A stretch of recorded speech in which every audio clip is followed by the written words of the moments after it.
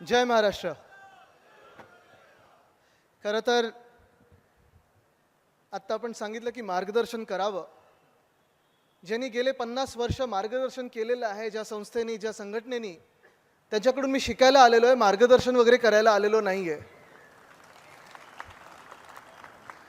स्थानिक लोकाधिकार समिती गेले 50 वर्ष एका ध्येयाने काम करत आहे, एका जिद्दीने काम करत आहे. वेगळा जिगर लागतो ह्या कामासाठी. आपण पाहत आलेला आहात की गेले अनेक दशक आणि गेल्या 50 वर्षात तर गेली 5 दशकं आपण पाहत असाल, प्रत्येक वर्षी जॉब क्रिएशन हा एक खूप मोठा विषय होत चाललेला आहे.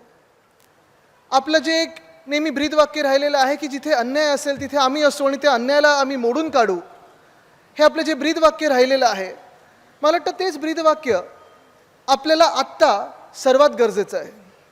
एक गमतीचा भाग म्हणून देसाई साहेब, अनिल देसाई साहेब, जे अन्यायाविरुद्ध आपण लढत आलेलो आहोत, मला वाटतं सगळ्यात मोठा अन्याय तुम्ही आज केलेला आहात. कारण रविवारच्या दिवशी आम्हा सगळ्यांना तुम्ही लवकर इथे बोलवलेले आहेत, बरोबर ना? आणि म्हणून मी बघतोय अजून मागच्या खुर्च्या भरत चाललेल्या आहेत, लोक येत आहेत, मेगा ब्लॉक आहे, हळूहळू लोक येत आहेत. आणि आले आले मी पाहिलं होतं की मागच्या थोड्या खुर्च्या मोकळ्या होत्या. संजय राऊत साहेब, आपण त्याच्या खुर्च्या पाहताय मागे तर भरत चाललेल्या आहेत, मग अशी त्या मोकळ्या होत्या. आणि मला थोडी धाकधूक होती की अरे ह्या खुर्च्या भरणार की नाही, भरणार की नाही. आणि तेवढ्यात मला आठवलं की हा मुख्यमंत्र्यांचा कार्यक्रम नाही आहे. जे घटनाबाह्य मुख्यमंत्री आहेत, ज्या खुर्च्या भरलेल्या असतात तेही निघून जातात त्यांची खुर्ची पकडून ठेवायला. पण असो, हा आपल्या शिवसेनेचा कार्यक्रम आहे, हा स्थानिक लोकाधिकार समितीचा कार्यक्रम आहे. आणि माझ्या आजूबाजूला जे अनेक सिनियर नेते, वरिष्ठ नेते बसलेले आहेत, मग रावते साहेब आहेत, देसाई साहेब आहेत, हे सगळेच आपण पाहताय की अनेक वर्ष आपल्या न्याय हक्कांसाठी लढत आलेले आहेत, झगडत आलेले आहेत, वेगळ्या वेगळ्या स्तरावर करत आलेले आहेत. कदाचित त्यांच्या भाषणांमध्ये, त्यांच्या मनोगतामध्ये गेल्या 50 वर्षाचा प्रवास कसा होता ह्याच्यावर प्रकाश टाकतील. त्यांच्या आठवणी असतील, तुमच्यासोबतच्या आठवणी असतील, जी काही आंदोलनं झाली, लाट्या काट्या खाल्ल्यात, आपण जेलमध्ये जायला लागलेले केसेस झालेले आहेत. आणि हे सगळं करून आपल्या स्थानिक भूमिपुत्रांना नोकऱ्या कशा मिळवून दिल्या, आपण रोजगार कसा मिळवून दिला, रोजगारच्या संध्या वाढवून कशा दिल्या, ह्याच्यावर देखील ज्या आठवणी असतील त्या सांगतील. माझं वय 33 असल्यामुळे माझा तो अधिकार नाही की मागच्या आठवणी काय आहेत ते सांगू शकतो. मी लहान म्हणून तुमच्या सगळ्यांच्या आजूबाजूला फिरत आलेलो आहे. माझ्या आजोबांच्या सोबत दौरे जेव्हा केलेत, मला आठवतं अनेक वेळा आपण स्थानिक लोकाधिकार समिती म्हणून जे काही तिथे पदाधिकारी असायचात, ते माझे आजोबा वंदनीय हिंदू सम्राट बाळासाहेब ठाकरेंनी येऊन ब्रीफिंग करायचं की ह्या मतदारसंघात नक्की काय वातावरण आहे, कोण पुढे आहे. मला आठवतं अनेक वर्ष उद्धव साहेब देखील आपल्याला सर्वे करायला वेगळ्या वेगळ्या मतदारसंघात पाठवायचे, मग ती मुंबई महानगरपालिकेची असो किंवा कुठच्याही लोकसभेची असो. आणि हे देखील आठवण आहे मला की ह्या सर्वेमधून वेगळ्या वेगळ्या एजन्सीज असतात, त्या तर करत असतात. हल्ली आपण पाहताय mood of the nation, C voter, अमुक तमुक सगळं असतं. पण त्यावेळी सर्वे करत असताना स्थानिक लोकाधिकार समितीचे जे आपले सदस्य सर्वे करून यायचे, ते 100% बरोबर सर्वे असायचे. आणि कुठेही असे सर्वे इन्फ्लुएन्स नसायचे की स्थानिक कोणतरी नेता सांगतोय म्हणून ह्यांचंच नाव पुढे कर किंवा त्यांचंच नाव पुढे कर. प्रामाणिक सर्वे असायचे. आणि आत्ता पण मी पाहिलं, मध्यंतरीच्या काळात उद्धव साहेबांनी जो लोकसभेचा आढावा घेतला, प्रत्येक लोकसभेचा, प्रत्येक विधानसभेचा आढावा घेतला, आणि त्याच्यात देखील काही काही ऑब्झर्वेशन, काही काही गोष्टी जे स्थानिक लोकाधिकार समितीचे आपले सदस्य सांगायचे, ते एवढे हार्ड हिटिंग होते की समोरच्याला मान्य करायलाच लागायचं की साहेब ही सत्य परिस्थिती, आम्ही ह्याच्यावर काम करू. असो, हे झालं आत्ताचं आणि मागचं. मला वाटतं एक 33 वर्षाचा तरुण मुलगा म्हणून मी जे आपल्याकडे मागायला आलेलो आहे, ते म्हणजे माझ्या पिढीसाठी तुम्ही थोडं गायडन्स करणं गरजेचं आहे. भविष्यात काय आपल्याला गरजेचं आहे हे आपण सांगणं गरजेचं आहे. आपण अनेक वेळा पाहत असतो, जे आपले सेमिनार्स असतात त्याच्यात आपण पण ऑफिसमध्ये सेमिनार घेत असतात, मग कधी कधी आउटिंग असतं तुमच्या ऑफिसचं, मग बँकेचं असो, एव्हिएशन सेक्टरचं असो, PSUचं असो. पण ह्या आउटिंग्समध्ये जसं सेलिब्रेशन वगैरे चालत असतात, तसंच महत्त्वाची गोष्ट म्हणजे सेमिनार्स चालतात. आणि आता ही वेळ आलेली आहे की महाराष्ट्रातल्या तरुण पिढीला तुम्ही एक साधारणपणे सेमिनार घेऊन सांगणं गरजेचं आहे, किंवा अशीच एक जाहीर सभा घेऊन सांगणं गरजेचं आहे. कदाचित जिल्ह्यात घेऊन सांगू शकतो. हे लोकसभा झाल्यानंतर अनिल देसाई साहेब, सुनील शिंदे साहेब, आपण कार्याध्यक्ष आहात, मला वाटतं स्थानिक लोकाधिकार समितीने एक थोडासा एक सेमिनार घेणं गरजेचं आहे, किंवा आपले कार्यक्रम घेऊ. जसं आपण करिअर गायडन्स ज्याला बोलतो, शिवसेना अनेक वर्ष 10वी नंतर काय करायचं, 12वी नंतर काय करायचं, हे आपण करिअर गायडन्सचे कार्यक्रम घेत आलेलो आहोत. खूप वेळा असे पण आपण कार्यक्रम घेतो की प्रत्येकाला 75% मिळत नाहीत, 80% मिळत नाहीत. हल्ली तर मला आठवतं गेल्या 10 वर्षात 90% मिळाले तरी जॉब्स मिळायचे नाहीत किंवा ॲडमिशन मिळायचे नाहीत. आणि आता परिस्थिती अशी झाली आहे की तुम्ही 100% जरी मिळवले तरी नोकऱ्या आहेत तरी कुठे, हा प्रश्न आता पडायला लागलेला आहे. पण स्थानिक लोकाधिकार समिती जे आता पुढच्या काही वर्षांमध्ये मोठं काम करू शकतं ते म्हणजे सेक्टर एक्सपर्ट म्हणून जे आपण काम करतो. तुम्ही ह्या सेक्टरमध्ये मग एव्हिएशन असेल, बँकिंग असेल, अजून कुठचं क्षेत्र असेल, सेनाभवनला मला आठवतं पहिल्या आणि दुसऱ्या मजल्यावर आपले क्लासेस चालतात. मग इंग्लिश स्पीकिंगचे क्लासेस असतात, IBPSच्या एक्झामचे क्लासेस असतात, रेल्वेचे क्लासेस असतात, इंटरव्ह्यूसाठी कसं आपण सामोरे यायचं ह्याचे क्लासेस असतात. तसं सेक्टर एक्सपर्ट म्हणून किंवा ह्या सेक्टरमध्ये तुम्ही अनेक वर्ष काम केलं म्हणून तुमच्याकडून आता आम्हाला ऐकून घ्यायचं आहे की शिकून घ्यायचं आहे की आपल्या देशामध्ये पुढच्या 5 वर्षामध्ये काय नक्की बदलू शकतं, तुमच्या जॉब्समध्ये, तुमच्या रोजगारामध्ये, तुमच्या नोकऱ्यांमध्ये काय नक्की नवीन गरजा असतील ज्या आपल्याला शिक्षण क्षेत्रात बदलायला लागतील किंवा आम्हाला वेगळ्या काही ट्युशन लावायला लागतील जेणेकरून आम्ही त्या जॉबसाठी तयार होऊ शकू. कारण जेव्हा आपण करिअर फेअर लावतो, जॉब फेअर लावतो, गर्दी खूप होते, एवढा ढीग भरून आपल्याकडे ॲप्लिकेशन्सचा साठा होतो. पण नक्की ज्या कंपन्या येतात त्यांची रिक्वायरमेंट काय असते आणि आपलं जॉब क्वालिफिकेशनसाठी जी रिक्वायरमेंट असते त्यातला फरक, आपल्या शिक्षणात जे काही बाबी कमी पडल्या आहेत तो जो फरक आहे ना, तो आपल्याला भरून काढणं गरजेचं आहे. पुढची 50 वर्ष ही कशी येतील मला वाटतं कोणीच सांगू शकत नाही. पुढची 50 वर्ष काय, पुढची 5 वर्ष कशी असतील आपल्या देशासाठी, आपल्या जगासाठी, हे कोणी सांगू शकत नाहीत. 90तला काळ मला आठवतं, लिबरलायझेशन डॉक्टर मनमोहन सिंग साहेबांनी केल्यानंतर ग्लोबलायझेशनचा काळ होता.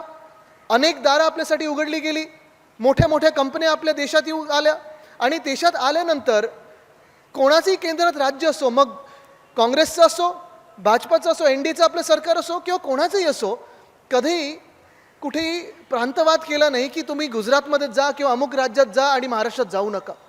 पण ती भीती आता वाढायला लागलेली. तो विषय मी पुढे येणार आहे. पण त्याच्या आधी जे काही तुमच्या सेक्टरमध्ये बदल घडत आहेत मला वाटतं त्याच्यावर आता आपण विचार करणं गरजेचं आहे. त्याच्यावर कदाचित स्थानिक लोकाधिकार समितीकडून एक व्हाईट पेपर पण येऊ शकतो. व्हाईट पेपरचा हल्ली जमाना आहे, कोण व्हाईट पेपर काढते, कोण ब्लॅक पेपर काढते. पण राजकारणात न जाता टेक्निकली काय बदलत आहे मला वाटतं ह्याच्यावर विचार करणं आपल्याला गरजेचं आहे. कारण स्थानिक लोकाधिकार समिती म्हणजे रोजगार, भूमिपुत्रांना हक्क, न्याय हक्क, जे शिवसेनेचा आपला जन्म झाला. खूप वेळा फ्रेंचमध्ये एक शब्द वापरला जातो, रेझॉन द एत्र. त्याचा अर्थ आहे रिझन टू बी. आणि शिवसेनेचं रेझॉन द एत्र, रिझन टू बी जर विचारलं तर स्थानिक लोकाधिकार समिती हे आपलं रिझन टू बी आहे. अस्तित्वाचं कारण हे स्थानिक लोकाधिकार समिती आहे. आपलं मुख्य कारण हेच होतं, शिवसेनेचा जन्म ह्याच्यासाठीच झाला होता की न्याय हक्क, स्थानिक भूमिपुत्रांचा आवाज कोण ऐकत नाहीये, रोजगार मिळत नाहीये, नोकऱ्या मिळत नाहीयेत. आणि आता नोकऱ्या जर आपल्याला उपलब्ध करून द्यायच्या असतील तर डिजिटलचा जमाना आहे, आर्टिफिशियल इंटेलिजन्सचा जमाना आहे, मेकनायझेशनचा जमाना आहे, मशीन लर्निंगचा जमाना आहे. आणि ह्या पूर्ण काळामध्ये आपण आता हातावर हात घालून बसू शकत नाही की आपण नुसतं आपले आता BA किंवा इंजिनियर झालो तर आपल्याला नोकऱ्या मिळतील. ह्याच्यावर तुम्हाला टॉपअप म्हणून काय नवीन शिकायला लागणार आहे ह्याचा विचार आता करणं गरजेचं आहे. जगभरातले तुम्ही ट्रेंड्स बघा. USA मध्ये, अमेरिकेमध्ये जर आपण पाहिलं तर अनेक कंपन्यांमध्ये आर्टिफिशियल इंटेलिजन्स, ChatGPT वगैरे सारखे जे प्रकार आहेत ते वापरले जातात. आणि आता जे आपले ॲडव्होकेट्स आहेत त्यांचे पण जॉब्स चाललेले आहेत. कारण जे काही तुमचे ट्रस्ट डीड्स असतात किंवा कंपनीचे डीड्स असतात, जे काही तुमचे अग्रीमेंट्स असतात, हे ChatGPTवर टाकलं की तसंच्या तसं बरोबर ते प्रिंट होऊन येतं. आणि कधी कधी कोर्टात देखील आर्ग्युमेंट ChatGPTवरनं तर व्हायला लागलेलं आहे. हे एक वेगळं जग आहे. साधा आता मला तुम्ही सांगा, आपल्या सर्वांकडे फोन आहेत ना, मोबाईल फोन आहेत का? आहेत सगळ्यांकडे? किती लोकांकडे जर हात वरती करून सांगा मला. सगळ्यांकडे आहेत ना? सगळ्यांकडे स्मार्टफोन आहे की तो जुना नोकियाचा फोन आहे? स्मार्टफोन आहे. सगळ्यांच्या फोनवर व्हॉट्सॲप आहे, इंस्टाग्राम आहे, फेसबुक आहे, स्नॅपचॅट आहे. नाही, स्नॅपचॅट काही काही लोकांकडे नसेल. पण कितीतरी आता बिझनेसेस हे व्हॉट्सॲपच्या चॅटबॉटवर आलेले आहेत म्हणून समोरून उत्तर देण्याची पण गरज नसते. कारण तुम्ही हाय टाकलं की बरोबर समोरून उत्तर येतं. केतकर साहेब, आपलं सरकार असताना आपण मुंबई महानगरपालिकेच्या 80 सर्व्हिसेस ह्या व्हॉट्सॲपच्या आपण ChatGPTवर आणलेल्या, व्हॉट्सॲपच्या चॅटबॉटवर आणलेल्या. कारण एकच होतं, तुमचा जन्माचा दाखला असो किंवा काही असो, तुम्हाला विदाऊट ह्युमन इंटरफेस, म्हणजे समोर व्यक्ती नसली तरी चालेल, पण त्या मशीनमधून तुम्हाला उत्तर येईल आणि तुम्हाला कुठेही काही दे घे न करता, टेबलाच्या वरती असो खालती असो, तुम्हाला डायरेक्टली तुमचं काम हे करून मिळेल. पण हे सगळं होत असताना आपण ह्या आर्टिफिशियल इंटेलिजन्सच्या जमान्यामध्ये, ह्या इलेक्ट्रिक व्हेकलच्या जमान्यामध्ये, एव्हिएशनच्या नवीन बदलत्या जमान्यामध्ये, ChatGPTच्या जमान्यामध्ये नक्की बसणार कुठे तुमची पुढची पिढी, म्हणजे आम्ही सगळे, ह्यांना नोकऱ्या मिळणार कशा, रोजगारची संधी उपलब्ध कशी होणार, ह्याच्यावर आता आपण विचार करणं गरजेचं आहे. हा एक खूप मोठा विचार होऊ शकतो. देशाला आपण मोठं योगदान देऊ शकतो जर आपण भविष्याचा विचार केला, आपण आत्ताचा विचार केला. कारण आपण एक लक्षात घ्या, आपल्या देशामध्ये प्रत्येक राजकीय पक्ष जो भांडत आहे तो मागे 50 वर्षापूर्वी काय झालं ह्याच्यावर भांडत आहे, 100 वर्षापूर्वी काय झालं ह्याच्यावर भांडत आहे, 1000 वर्षापूर्वी काय झालं ह्याच्यावर भांडत आहे. ही व्यक्ती योग्य बोलली की ती व्यक्ती योग्य होती, ह्यांनी बरोबर केलं की त्यांनी बरोबर केलं, ह्याच्यावर सगळं भांडत आहेत, झगडत आहेत. पण भविष्यासाठी कोण लढत आहे आपल्या, हा विचार कोणीच आपण करत नाही. ते आपण केला पाहिजे, शिवसेना म्हणून केलं पाहिजे. आज तुम्हाला ही विनंती करायला इथे आलेलो आहे. एका बाजूला ज्या भविष्याकडे आपण बघत आहोत, ज्या न्याय हक्कांसाठी आपण लढत आलेलो आहोत, तीच वेळ आत्ता ही आज आहे. हीच ती वेळ, हीच ती संधी. कारण जेवढा अन्याय आपण महाराष्ट्रावर पाहत आलेलो आहोत, ठीक आहे, आपण त्यावेळी मोठा लढा दिला आहे. आपल्या समोर हे चित्र आहे. माझ्या आजोबांनी, म्हणजे आपल्या सर्वांच्या वंदनीय हिंदू सम्राट बाळासाहेब ठाकरेंनी एक आपल्यासाठी रोजगाराचं मोठं साम्राज्य उपलब्ध करून दिलं, संधी उपलब्ध करून दिली, दारं उघडून दिली, लढायचं कसं हे शिकवलं. पण ते जे क्लासेस आपल्याला मिळालेले आहेत, ती जी शिकवण आपल्या रक्तात आहे, त्याचा वापर करण्याची वेळ आज आलेली आहे. कारण आज आपण पाहतोय की जणू काही ह्या देशात एकच राज्य आहे, दुसरं राज्यच उपस्थित नाही कुठच्या देशामध्ये. म्हणजे आपण पाहत असाल मणिपूरमध्ये मणिपूर जळत आहे, कोणी तिथे लक्ष देत नाहीये. लडाखमध्ये आंदोलन चालू आहे की होय आम्ही राज्य म्हणून बरे होतो, युनियन टेरिटरी आम्हाला नको आहे. तिथे हजारो लोक रस्त्यावर आलेले आहेत, पण कोणी मीडियामधून तिथे लक्ष द्यायला तयार नाहीये. महाराष्ट्रामधून आपण सतत आवाज फोडत आहोत की जे PSU सेक्टर तुम्ही विकत आहात, डिसइन्व्हेस्टमेंट करत आहात, आम्हाला विचारत तरी जा की नक्की ह्याची पुढची भूमिका काय असेल, आमचं भविष्य काय आहे. जे फिक्स्ड टर्म एम्प्लॉयमेंट आहे, जे कॉन्ट्रॅक्ट लेबरचा प्रश्न आहे, पण आवाज ऐकायला संसदेत तयार नाहीत.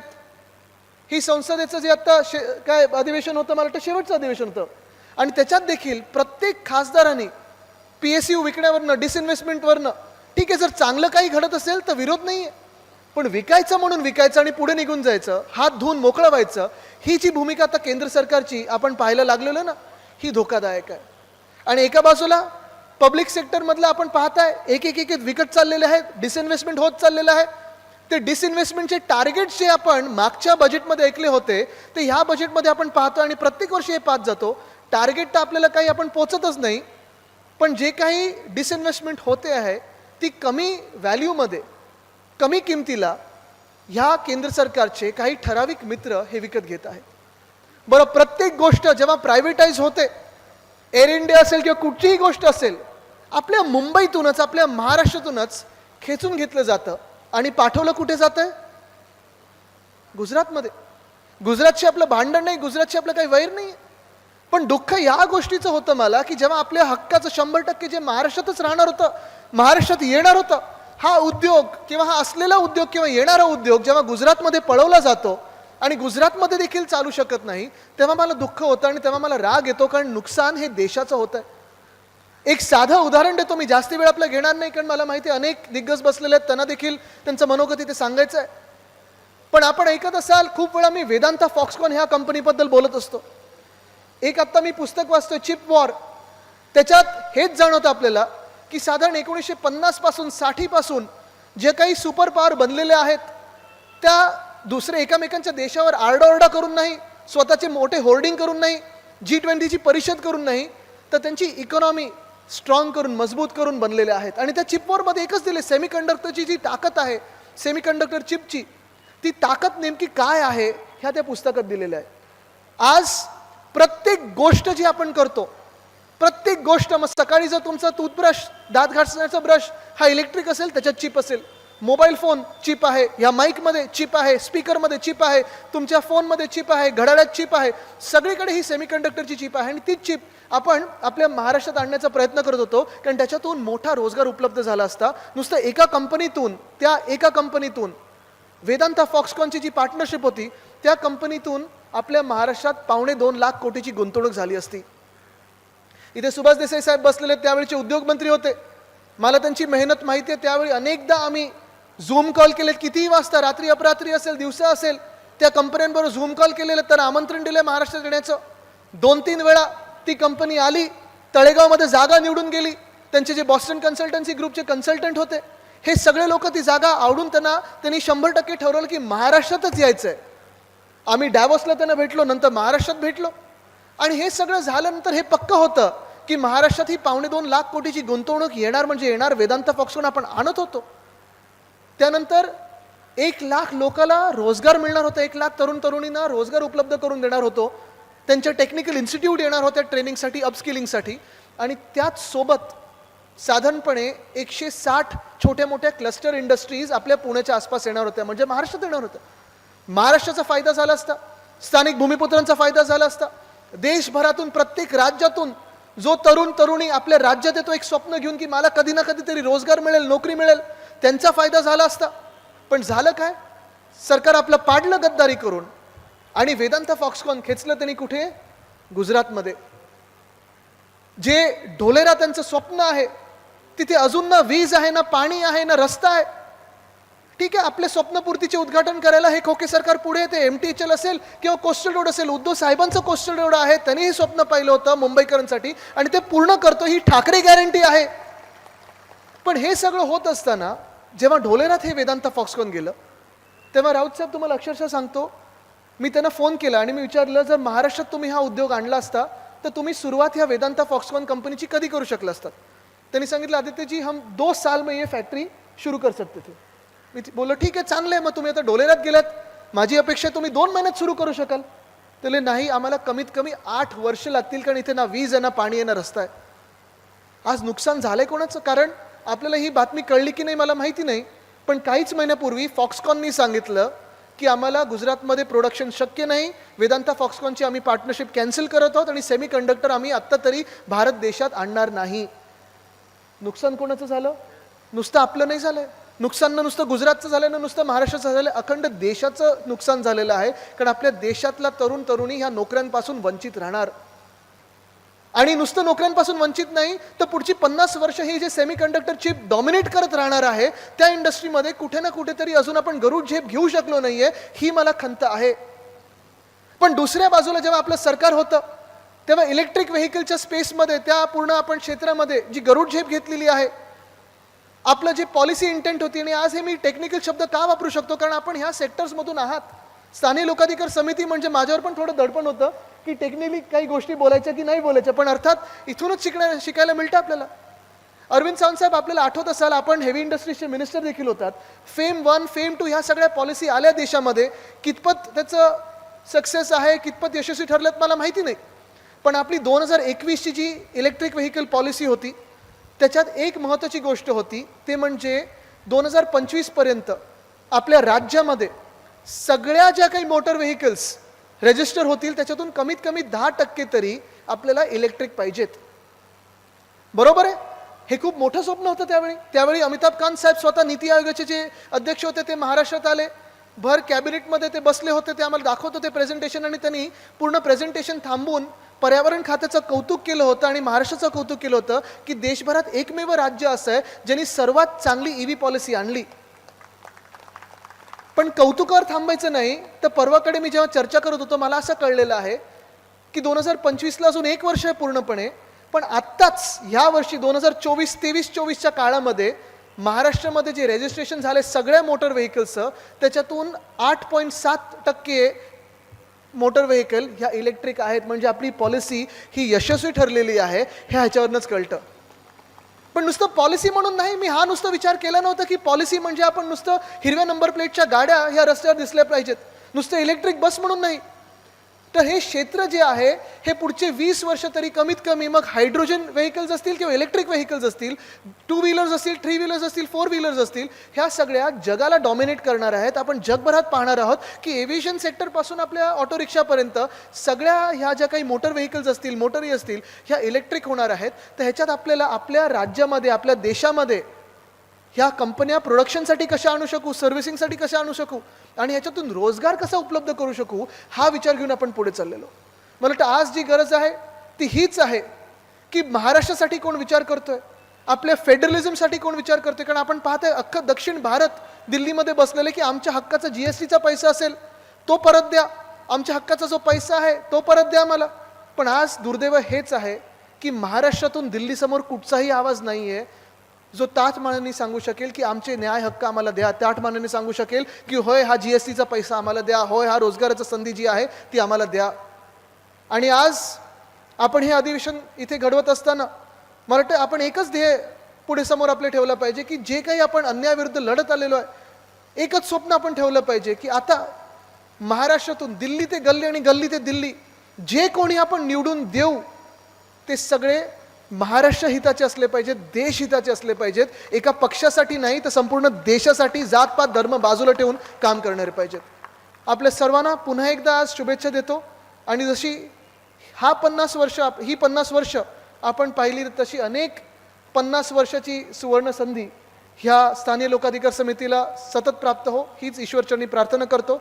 धन्यवाद. जय हिंद, जय महाराष्ट्र, वंदे मातरम. ABP माझा, उघडा डोळे बघा नीट.